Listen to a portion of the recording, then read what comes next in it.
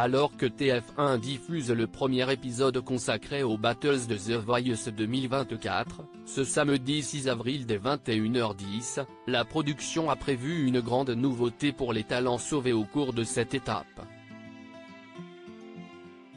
Une phase éprouvante émotionnellement pour les candidats, mais aussi pour les coachs.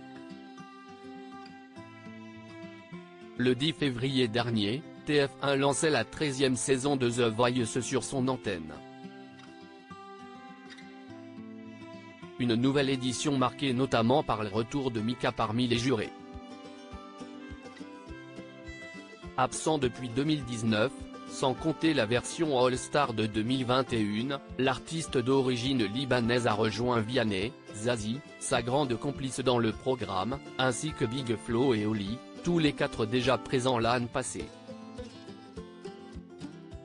Au cours des 7 premières semaines de l'aventure, les coachs ont écouté plus d'une centaine de talents pour ne retenir que 14 au total, en vue des Battles qui débutent justement ce samedi 6 avril à partir de 21h10. The Voice 2024, cette nouveauté dans la mécanique des Battles pensée par la production lors de cette seconde phase, nos 5 célébrités auront la lourde tâche de se séparer de la moitié de leurs équipes respectives.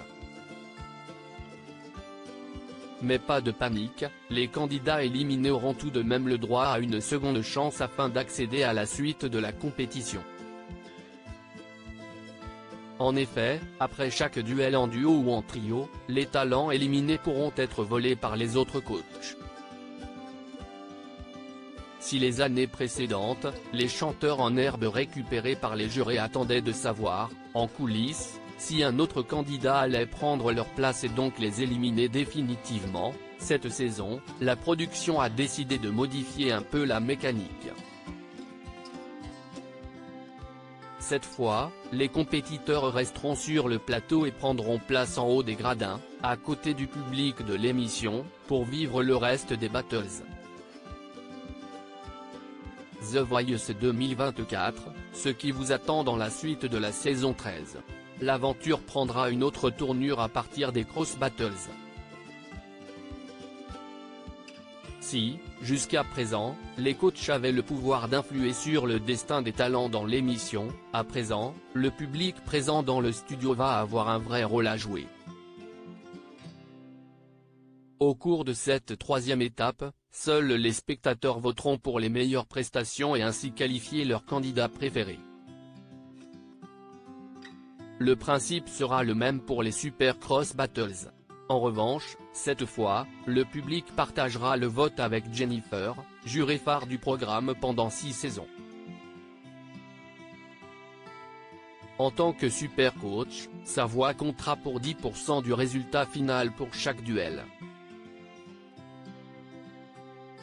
Lors de la demi-finale, il ne restera que 8 talents en lice.